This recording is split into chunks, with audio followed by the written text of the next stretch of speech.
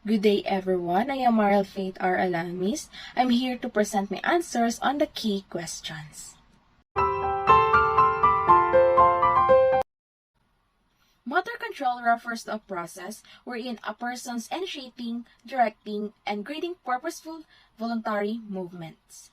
One single movement requires the nervous system to generate a lot of information to produce the signal to the muscles to the said movement. This can come out as voluntary actions or reflexes. Motor learning, on the other hand, may happen more passively than motor control. It occurs over varying time scales and degrees of complexity. Humans learn to walk or talk over the course of years, but continue to adjust the changes in height, weight, strength, and etc. over their lifetimes. Motor learning enables animals to gain new skills and improves the smoothness and accuracy of movements, in some cases, by calibrating simple movements like reflexes. The common denominator between these two is that they are activated in response to how one takes in, organizes, and interprets sensory information or stimuli. This is called perception. Perception is processed in the cerebrum, specifically at the occipital lobe where the vision and color perception happens, and the temporal lobe where learning, feeling, and hearing is processed. The cerebellum and basal ganglia are critical for motor learning.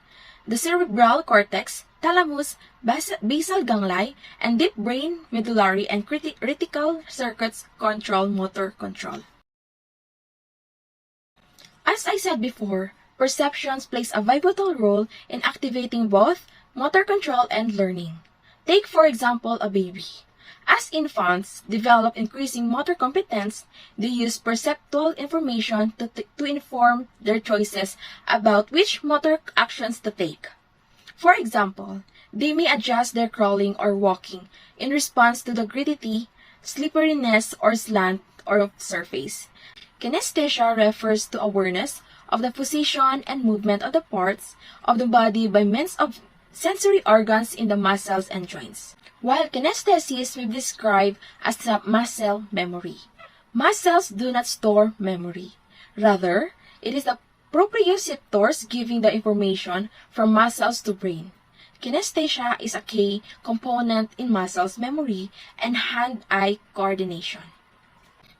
The two visual systems hypothesis proposes that the ventral stream, which delivers up our visual experience of the world, works in an allocentric frame of reference, whereas the dorsal stream, which mediates the visual control of action, uses egocentric frames of reference. The dorsal stream is proposed to be involved in the guidance of actions and recognizing where objects are in space. The dorsal stream projects from the primary visual cortex to the posterior parietal cortex. It was initially termed the where pathway since it was through the dorsal stream processes information regarding the spatial properties of an object. The ventral stream is associated with object recognition and form representation, also described as the what stream. It has strong connections to the medial temporal lobe, which is associated with long-term memories, the limbic system, which controls emotions, and the dorsal stream, which deals with an object locations and motions. The motor neurons release a chemical, which is picked up by the muscle's fiber. This tells the muscle's fiber to contract, which makes the muscles move. Neurons carry messages from the brain via the spinal cord. These messages are carried to the muscles, which tells the muscle's fiber to contract, which makes the muscles move. The nervous system is an amazing system in our body, having full control over everything that makes us alive.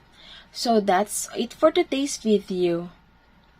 I hope that you enjoyed this video and learned something.